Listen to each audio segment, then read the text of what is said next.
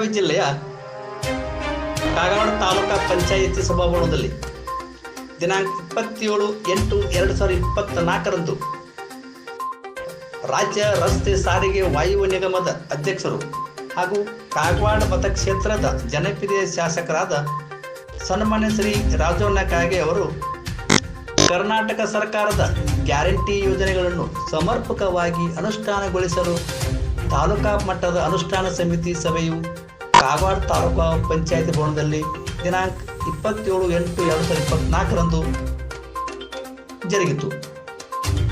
ಇದು ರಾಜಣ್ಣ ಕಾಗೆ ಅವರ ನೇತೃತ್ವದಲ್ಲಿ ಜರುಗಿತು. ಈ ಸಭೆಯಲ್ಲಿ ತಾಲೂಕಾ ಮಟ್ಟದ ಅನುಷ್ಠಾನ ಸಮಿತಿಯ ಸದಸ್ಯರು, ಪದಾಧಿಕಾರಿಗಳು, ಅಧಿಕಾರಿಗಳು ಹಾಗೂ ಇನ್ನೂ ಅನೇಕ ಇದರಲ್ಲಿ ಉಪಸ್ಥಿತರಿದ್ದರು. ವರದಿ Sridhar Beranigi, DB super news, Belagavi.